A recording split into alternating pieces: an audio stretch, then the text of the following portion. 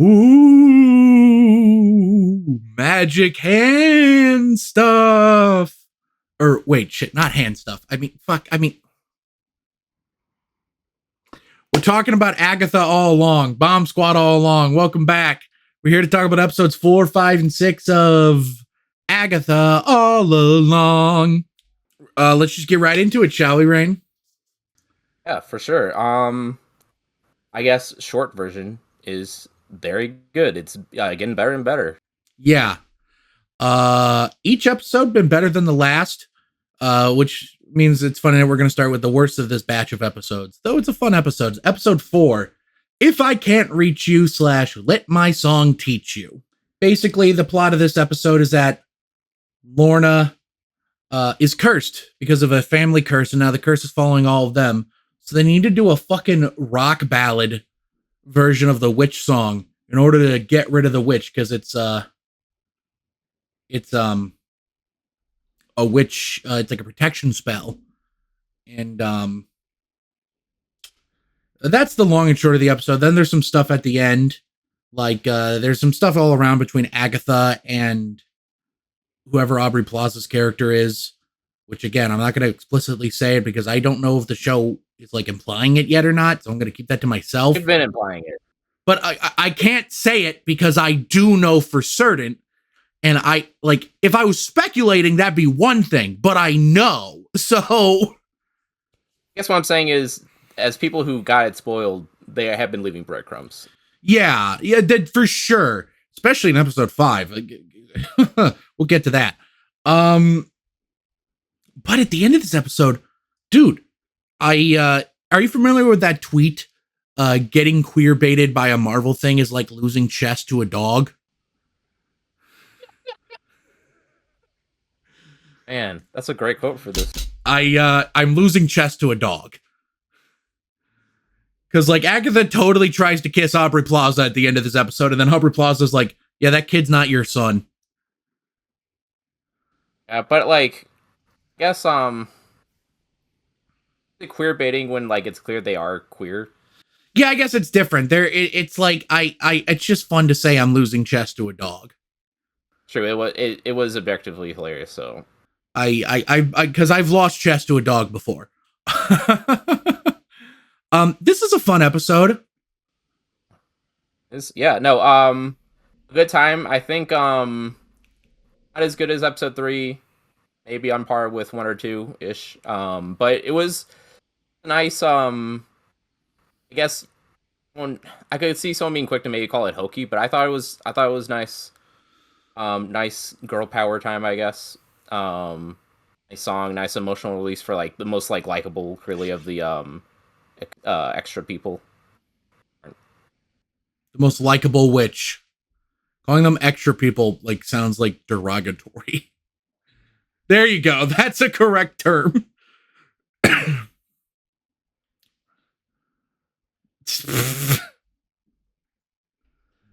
Peons. Fucking peons. Thinking back on this episode is a lot more it is a fair bit more tragic with what happens in episode 5. I think that does add to maybe that's adding to the emotional weight afterwards. It was pretty funny. I loved everyone's outfits.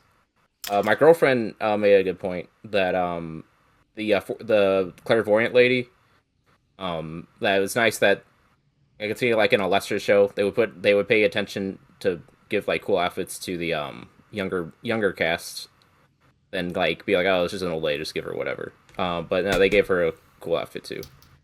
That's a good point. The older women of this show are definitely being treated pretty equally, which is nice. Also, while probably one of the weaker episodes, but still good. It is probably one of the more stylish episodes too. Like, yeah, this director, whenever once WandaVision had to like become more of a regular Marvel thing near the end, it wasn't very exceptional like cinematography wise, but everything, all the recreations of the TV stuff, was phenomenal. So I guess it would make sense that because it's the same guy, right? The same person. Well, he's the showrunner. He directed the first 2 episodes of the show, but he did not direct this episode. Rachel Goldberg directed this episode.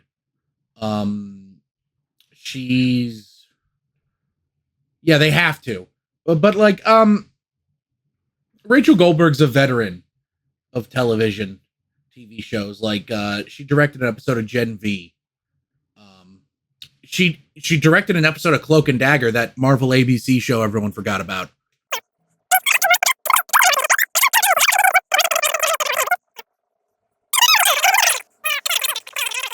It's definitely one of the stronger visually Marvel projects. Period. It helps that it's not an action thing, or at least like not a which big CG effects action thing. So more opportunity to just like actually compose looking. Yeah, the whole show in general looks good, but this one's especially good. I like how it's not very actiony, or I think like because it like they have to have more creative stuff to do instead. Like I think they are kind of just like different themed escape rooms. But that's fun. That's fun. That's refreshing. I think you can tell that Agatha All Along wasn't like Marvel being like what I thought it was, which was Marvel going, well, people sure loved Agatha, let's give her her own show. It to me feels more like the creator of WandaVision, Jack Schaefer, came to Marvel and said, I have an idea. Will you let me make this?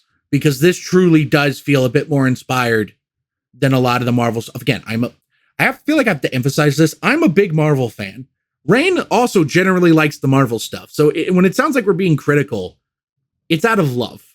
Especially, it's funny because we're praising this, but it sounds like we're being critical of the corporate machine. I like this episode. I like this show. Agreed. I second this. Outside of the all the stuff with the music, was there anything else? What else? Anything happen after that in this episode, or was that next? We lost Chess to a dog. Oh yeah. No, that's been I guess I don't have too much to say about the relationship so far. It's really about the next two episodes. Yeah, they have good chemistry, those two. Like you can tell like there's a history there, which is fun. I like it's fun all of her like how she's treating like these life or death situations like it's just a game for her. And that's, fun for her to choose scenery and all that. Anything else to say about this episode? I think we're safe to move on to episode 5. The episode where shit gets really good, I think. Rein and I both agreed that episodes 5 and 6 aren't just like good for a Marvel thing or whatever. They are actually just great episodes of television. Episode 5, Darkest Hour, Wake Thy Power, is what it's called. So it's another escape room kind of thing, but it's one of the more low key ones. Basically, they find a Ouija board.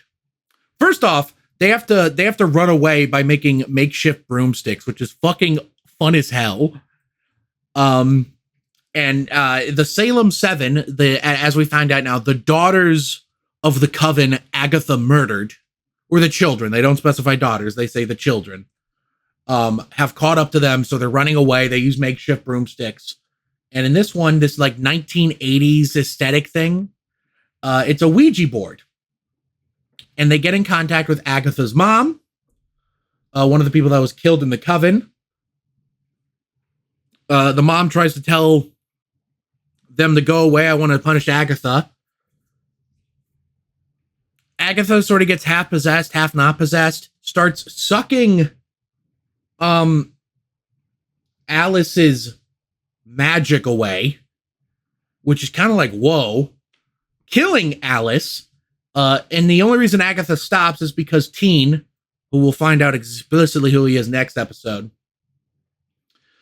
sees the Ouija board communicating, and it says Nicholas Scratch, who was Agatha's son.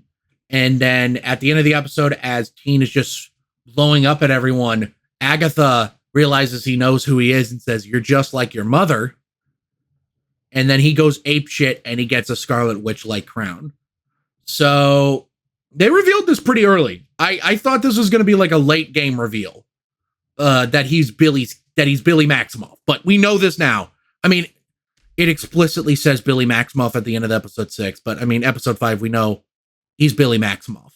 If you're watching this episode, I feel like it's safe to say you've seen all 3 episodes and haven't been like, oh shit, they're talking about episode 6. I gotta shut it off. Yeah, we can safely say that it's Billy Maximoff. It's one of Wanda's 2 kids. This was a great episode. I think the first thing, like, I talked about this before, but like this episode probably highlights more than any of the others how good the show is at how like good it's like a really good piece of like beginner horror, entry level horror for people like kids that like are too afraid to like just dive right into the real shit. Because it's like it's not scary, but like it's really well staged. Like you can still tell like, oh, this is still really creepy and like well done. Yeah. The Salem 7, that is, and it also the possession. I really like how the flow of the Ouija scene, like how it starts off like kind of building tension, then you realize it's just a joke for the real one to begin and like feel all the more like intense. Yeah. Not to mention when she gets possessed, and she starts climbing on the ceiling, and there's that shot that looks pulled out of the fucking Exorcist. Like, did you notice that too? Right? It looked like Linda Blair with the makeup on. Yeah, no, that was definitely like near the top of their inspirations for the makeup team. Yeah. I didn't expect this show to be as horror adjacent as it is. I did not expect them to what you think, oh, a show about witches, duh. It's a Marvel thing. Can you blame me? Like, interesting. It reminds me of I'm not that familiar with the magic side of Marvel. The vibe I always got is that like a lot of the magic characters in Marvel are very East Asian inspired, like kind of like a white person's understanding of Chinese and Indian spirituality. Yes, DC magic world is a lot more about like witchy black magic Western idea of spells and magic. It's interesting how like lately Marvel they're trying to push more towards that side, which I think is probably a good fit. It's less of an icky appropriate feel. There are some 80s Marvel comics that would make you go, holy shit. Especially there's some Doctor Strange stuff that's like, they publish this shit.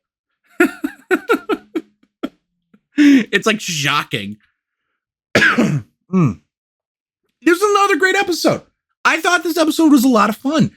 I liked seeing like Billy just lose it and go apeshit and just embrace who he is, and like showing that he does have power makes you think, oh, I thought the whole point of this was that he wanted to get power.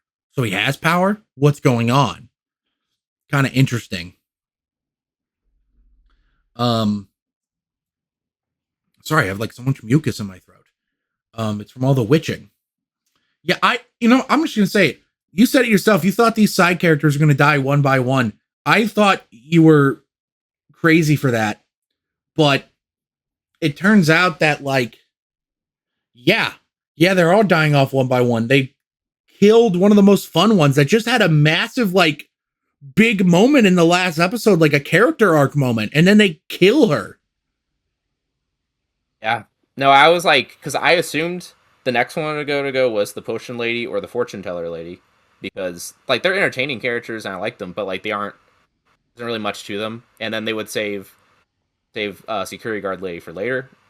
Then I mean, it's like, right, no, you're going to the one you actually probably care about. That's the next that's going to die. It's like girlfriend was like, oh, why'd they do it? I was like, well, because we care. And for the record, I can't emphasize this enough. I do believe that this show is not going to end with them continuing to be dead. There's going to be like you reach the end of Witch's Road and Agatha has a choice to like either get her powers back or bring everyone else back. And she's going to pick that one. No, Agatha, I still think needs to make the selfish decision. Billy will have to decide between finding out where Tommy is or saving everybody. And he's going to pick that. That is actually what I think is going to happen. Yeah. Because eventually they're going to bring in Tommy. Because I guess we'll get into that if we're done with episode 5. Yeah, I guess let's just go to the flashback episode, Familiar by Thy Side, which is all about how the fuck is something that Scarlet Witch created in a bubble, somehow alive in a different older person's body. I did not think they were going to do the comic origin of he basically kicked someone's soul out of their body. I did not think they were going to do that, because if you think about it, that's really fucked up. But they did go there. I think they did it as well as it could be done, because it's like, well, he didn't steal the body. The person already died, so that's kind of solved. I guess that's what that was supposed to imply, is that William Kaplan died there. Yeah, like he was already dead. It was like, and then the other thing, I mean, it's still a sketchy territory ethically, but the other thing is, it is weird because it's like, well, this is like an 8-year-old or however old he was inside like a 13-year-old. And no, 16. That was his bar mitzvah. Yeah, so 13. I thought bar mitzvah was like a 15 or 16. I'm not Jewish. I went to high school with a lot of Jewish people. Oh, you know what? Okay. You're allowed to laugh at me. I confused it with a quinceañera. Well, quinceañera is 15.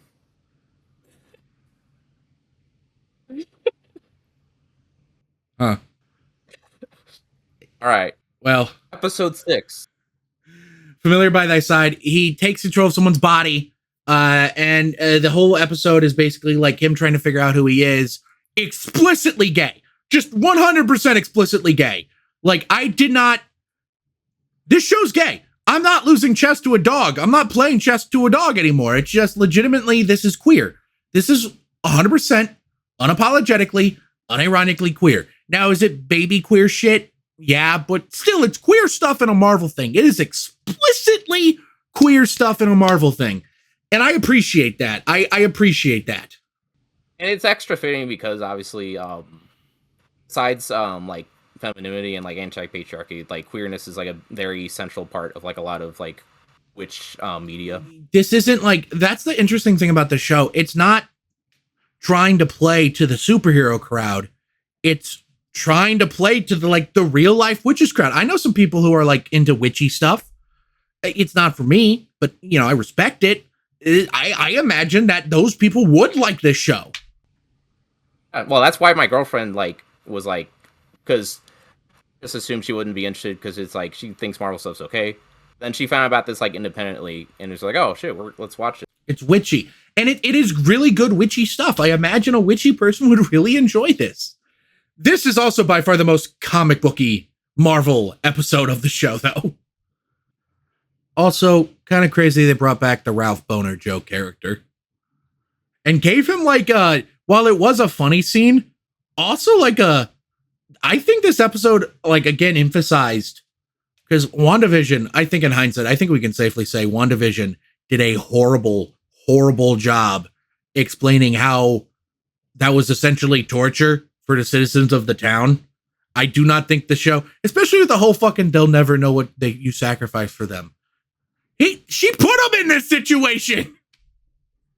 But, I get what that was trying to say. How much the events of WandaVision was, again, just flat out torture for the residents of that town. I think the scene, it did a good job being funny, but there was I thought it did a good job highlighting the horror of it and having some emotional empathy for him. I feel like I could have maybe done a better job balancing those two tones. Yeah, maybe. The part where he's like, I was a horrible influence on Wanda's kids was a really weird line delivery. I remember that stuck out in my mind. I guess that was pretty much the whole episode. Well, then the end of the episode, Agatha climbs out of the mud and William's just like, how the fuck do you know? And he's like, well, it wasn't too hard to guess. Once I knew you weren't mine, it wasn't too hard to guess. And Agatha, it looks like the rest of the show might just be Agatha and Teen. Though I imagine the two other people that got thrown in the mud are going to catch up at some point. And also, where's Aubrey Plaza in all this? I don't know. Yeah, she'll definitely show up again, probably in the next episode. The two other witches, I think more likely than not they'll come back, but imagine their role is going to be like, continually more and more like diminished. Well, I guess the final thing is, again, I just remembered. Sorry, we forgot to say explicitly. Billy reveals his motivation to be he wants to find his brother. Yeah. Which is, I wonder how they're going to handle that character, because I remember he's just Quicksilver again, but younger. He's just like Teen Quicksilver. He is, yes. But I'm curious to see where they go with that. I'm curious to see if they like explicitly go there. Are we going to see Tommy in this show? I don't know. We might not, because you got to remember there is that Vision Quest show they're working on. So, yeah. I think it'll end either with him like having a new direction to go, like, oh, I need to do this. That's how like the series will end, or maybe we will see him at the very end, very end. Played by Mahershala Ali. Yes. Yeah, I think it's very funny that this show came out around the same time as the Penguin is coming out at the same time as the Penguin. Yeah, it's unfortunate that this show is coming out at the same time as a show that like might be one of the best shows ever, because I think this is going under the radar because of that. I know the two thoughts I have on it is, one, a really good show. I am enjoying it. It's like it's like comparing like a really good like high school athlete, like the best NBA player ever. Yeah, it's like, what if Michael Jordan played like the best guy on your high school team? Or you know what, college team. Let's up the ante at least a little bit. It's like, yeah, that's a great player. He might even make the NBA. That's Michael fucking Jordan. It's so unfair. Yeah, like imagine one of us, we direct a movie and it's really good. Everyone's supporting it, but then like it comes out the same day as Scorsese's last movie or something. Yeah, like that's not on us. There's nothing you can do about that. It just kind of sucks. The other thing is, it is kind of fun how like a funny coincidence how like they're both about these villain characters, these like love to hate villain characters whose like biggest superpower is just like really really good at bullshitting. Yeah, that's the best kind of villain, is the bullshitting one. And they're like, hey, fucking shit. I don't know. I honestly like, as far as like protagonist tropes, you can have your like that might be one of the most fun tropes to just kind of characters to follow around. It's just like a really likable scumbag who tricks their way into victory. Yeah. And watch the Penguin, guys. It's good. We also have a Penguin vidcast also happening. Watch both shows. And subscribe. Are we ending the episode, Rein?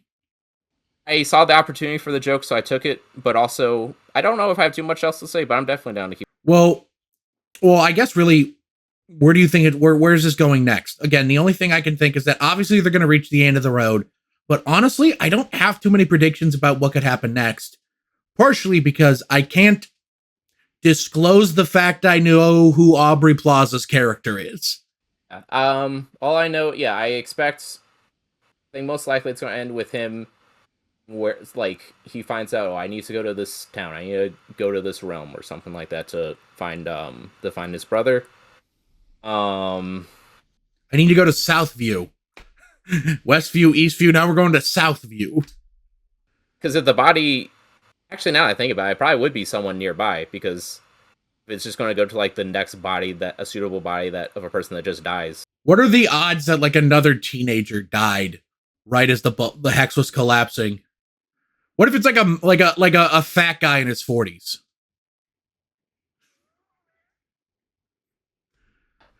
I don't want to think too much about the mechanics of that works.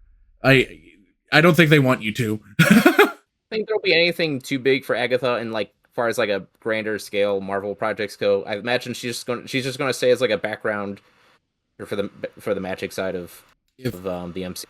If the Scarlet Witch movie is happening, I imagine she'll play a part in that. I don't know if that is actually happening or not, though. I could see her having maybe a little of a role in Secret Wars, like something with Doctor Doom, and his magic or something like that. Because they're probably going to bring back Wanda. Robert Downey Jr., Doctor Doom. No, I refuse to believe it's. I'm at this point now where I'm refusing to believe that this is going to be Victor Von Doom. Are you're so you're at full cope mode right now? Yes, he is both not Victor Von Doom, but also there is a real Victor Von Doom, and he's just like puppeting. And we're gonna see him in a Shang-Chi movie in 10 years, right? We're gonna see him in we're gonna see him in like fucking. What characters are there even fucking left for them at this point? The Hercules movie. That's when Doctor Doom's gonna show up in the Hercules movie. I wonder if that character's ever gonna show up again. The one that showed up in the end credits of the last Thor movie. Because I have heard zero movement on that. I think they're kind of, unless they have something real good, I think they're just gonna kind of let that shelve that whole side of Marvel for a while. Yeah, it seems like they're probably going to do some rebooting, retooling, reimagining after Secret Wars. Which I have hope that'll probably be entertaining. I actually said this on the latest episode of Jump Cuts, as of this recording, that Russo brothers returning to Marvel is like a desperation play for both of them. But I here's the thing. I am fairly confident they will make a movie I will enjoy watching. I do think it will be, yeah, it will not be a Quantumania situation. It will not be a Secret Invasion situation. Or just bad. Not. Yeah, it will be good at least. Will it be more better than just like passable, like, oh, it was fun because I know these things. Rein, if I'm going to be honest with you, the second they put Hugh Jackman and Tobey Maguire in the same room, I'm going to give the movie 5 stars. I know myself. The second they do that, I'm going to clap like a goddamn monkey and cry, and I'm going to give it 5 stars. I know myself. Oh, you're right. Agatha might show up in that, though. Who knows? Sorry, we got way off track there. Agatha exists and is... I like the show. This is a good show. This has been a nice surprise, is how good this show is. I think this is one of the... I think WandaVision has had higher highs, but this has been more consistently quality. Yeah, and like, it's been more consistent, and WandaVision was like... Despite the sitcom parody structure, that still felt like a long movie. This show truly does feel like a TV show. Even though I was kind of so-so on She-Hulk, that's the only other show that I think did a good job, like actually feeling like a TV show. Yeah, I agree. And that show had some pretty good highs. The finale was fun. Daredevil showing up, and dude, that Daredevil show, I'm excited. Yeah. Anyhow, I guess that is our thought. Yeah, let's just wrap it up here. Agatha All Along is great so far. I can't wait to see what's next. And to the audience watching, thank you for tuning in. We really appreciate it. If you're listening on the audio platforms, because I've been releasing these as like mini podcast episodes, basically on the audios. Thank you for listening. If you're watching on YouTube, thank you very much. How about you mosey on down over to our Patreon? $5 commentary tracks. We're recording one tonight. $10, you get a shout out. Jason Secord, thank you so much for contributing to our Patreon. And Tanya Kraft, my mom, thank you for contributing to our Patreon. Really appreciate it. And if you are on YouTube and you're done moseying over to Patreon, go to the comment section below. Let me know, what do you think of episodes 4, 5, and 6 of Agatha All Along? What do you think is going to happen next? Do you think Agatha is going to play a role in the MCU after this show? Comment below and let us know. While you're down there, hit the like button, hit the subscribe button, and hit the bell icon. Thank you so much for tuning in. See you next time. Bye. Also, audience, you know what else is a good ending? I forgot to do that. I ended up wrong. But I don't want to ruin the show, so I had to fix it. I